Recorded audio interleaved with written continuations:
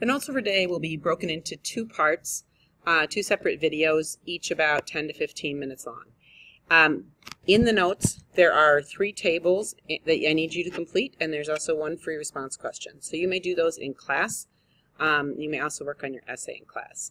So the objective for today, there's actually 3 parts to it. Explain the income approach to calculating GDP, define alternate measures, per capita GDP and real GDP, and calculate a price index and use it to adjust nominal GDP to real GDP. And we'll do a little bit of this work with the price index, and then we will also come back to that in the lessons on inflation next week. So first of all, you already know the expenditures approach to calculating GDP, which is consumption plus investment plus government spending plus net export. So that's the CIGX formula. So what we want to look at this time is the idea of this income approach. So part of what's interesting about GDP is that whenever there is a dollar spent in this expenditures approach, right, when there's a dollar spent over here, that becomes to someone else a dollar earned, right? So if I go buy a pair of shoes, the person who manufactured the shoes gets paid. So we could count the GDP by calculating the money I spent, but we could also calculate GDP by calculating the money that they earned. And this is called the income approach. And as we learned earlier in the semester, there are 4 types of payments that are income: wages, rents, interest, and profits. And then there's this little category down there, statistical adjustments, because if we add up all of the wages, rents, interest, and profits, we're going to come close to getting the same number we got by adding up consumption, investment, government spending, and net exports.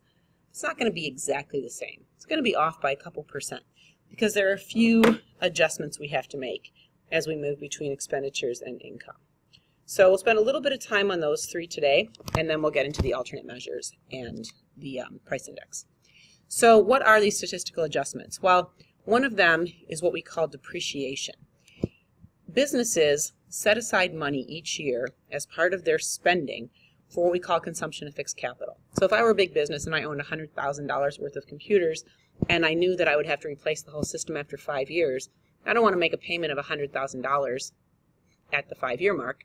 I want to set aside $20,000 a year toward depreciation. So that money is counted as money that's spent as part of business investment, okay, but it doesn't immediately become income to anyone. We're going to put a little barrier there, right? Depreciation expenditures don't become income to anyone. So we need to account for that later. The fact that businesses are saying they're spending it, but no one's receiving it as income. The second one's a really easy concept, and that's indirect business taxes. So part of the money that we spend in consumption is on the sales tax, and it doesn't actually become income to anyone. It actually goes to the government, right? So you go spend, $2 on a new little cheap toy at Target, and you have to pay a sales tax of, say, 12 cents on that, something like that. That money, you're spending it. It's part of your consumption, but it does not become income to anyone. And then the last one is this concept of net foreign factor income, meaning that some people, some of the money that we spend in the U.S. becomes income to people elsewhere in other countries. And some of the money that Americans earn as income, which is in the right box, is actually earned from interests or businesses abroad. So we have to account for all 3 of those differences between our spending and our income.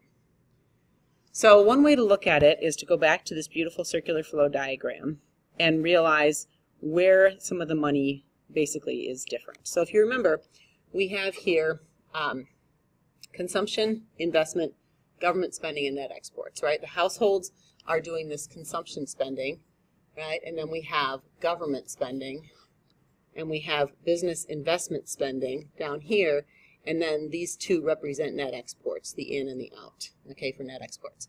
But some of the money that households are actually spending right here, some of the money we think we're spending, doesn't become income to anyone, right? It gets counted toward GDP, but rather than becoming income to people, it goes back in sales tax to the government. So that's one of the differences. That is not going to become income. And if you look at this GDP here, goes through firms and becomes income, right? Wages, rents, interest, and profit. So this is where all the spending comes in over here, and then this is where the income comes out. So this box really is where everything should be equal. But sales tax is going to leave. Depreciation also, right? We say businesses are spending on investment, But you can see this arrow here, oops, some of it they're actually keeping, right? So that, again, is money that's going to be counted as spending. It's going to be counted in GDP, but it's not going to leave as part of wages, rents, interest, and profits. And the last one is that when we're looking at these imports and exports, right, some of net foreign factor income is actually leaving and going to factor markets in the rest of the world rather than going to factor markets in the United States. So that's where the three adjustments fit on the circular flow diagram.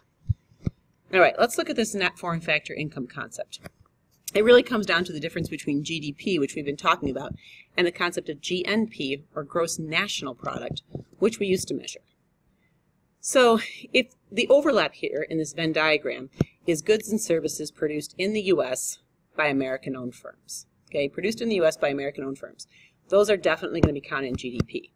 But things are counted in GDP even if they are produced in the U.S., okay, I'm going to abbreviate a lot here, produced in the U.S.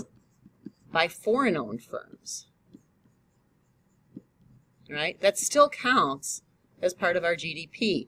Even if it's, let's say, it's a Toyota plant in Ohio, okay, that actually counts. Toyota cars that are produced in Ohio count as part of our GDP. Okay, but our GNP calculates what's earned by American-owned firms. So our GNP includes goods and services produced anywhere in the world by American firms.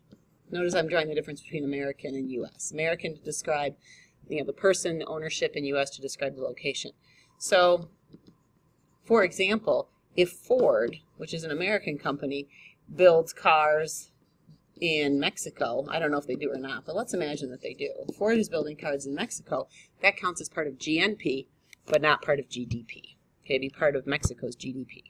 So this kind of captures that difference because some of the things that are being part of our GDP, like Toyota's made in Ohio, some of that income is actually going to go to people in Japan. So it wouldn't be counted if we just counted up incomes, right? And if we just counted up GNP, right, some of the income that people are earning from GNP is not going to actually be counted as part of GDP. So the difference between those two really captures that net foreign factor income issue. All right. Hopefully that helped. We can go over those again, those discrepancies. You don't generally have to be able to explain them or calculate them, but it's a good idea to know what they are. So GDP is useful for showing us things like the annual output of an economy, whether we're in a recession, whether we're on the way up in the business cycle or on the way down, but there's a lot that it doesn't show us. For example, GDP does not show us international comparisons. It doesn't really help explain the difference in output between, say, Mexico and Canada. GDP is not a good indicator for that because it doesn't take into account things like population or country size. It also doesn't show us longitudinal comparisons, meaning it's not very good for explaining and comparing over time. Is our economy today better than it was in 1950? Is it the same? It's very hard to tell with just GDP. It also doesn't tell us much about individual standard of living. Are people today better off than they were? Or how well off are people? And you can also do international comparisons of individual standard of living. It doesn't tell us much about leisure or quality of life. The harder we all work, if we all work 60 hours a week and work as hard as we can, our GDP will be better, but our quality of life will probably be worse. It also doesn't tell us much about the environment. If we chop down all our trees, every tree in the United States, and we sell them, we'll do great for GDP, right, but not so great for the environment. And GDP alone also doesn't tell us much about our capacity or what we're capable of.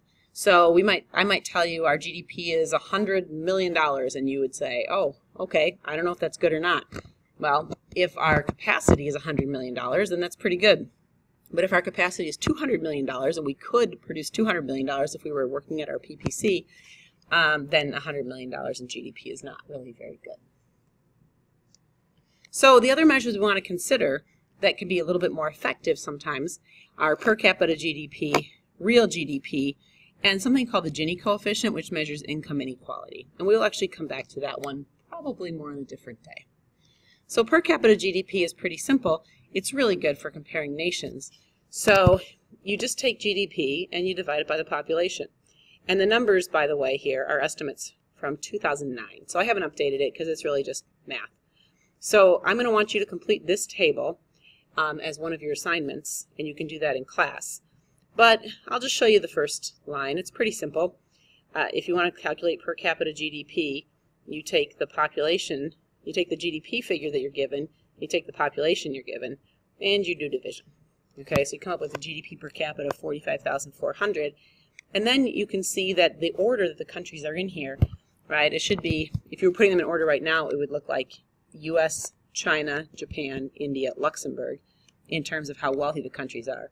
But if you look at per capita GDP, you're going to get a slightly different order. Real GDP is the one that's used for longitudinal data or trying to track a nation's economic growth over time. So what we do is we basically adjust the number for inflation. Now we're going to start using this term nominal GDP to refer to the GDP in today's terms or unadjusted. So if you look at U.S. nominal GDP in 1929, it's 103.7 billion, right? But if you look at nominal GDP in 2000, it's like, whoa, that's ridiculous, right? It's 9,374% change. But if you have the GDP price deflator, and you will have that, okay, then you calculate it in constant dollars. We actually take out inflation, strip it away, and you can see that, oh, GDP in 1929 was actually 822.2 billion if we consider it $1996. So when we strip out inflation, the 1929 figure looks a lot better. So one of the things you're going to do also is complete this table, but you will be provided with the price index numbers. Okay, the next, I'm going to cut off this recording here, and part 2, you will use, we'll talk about calculating price indexes.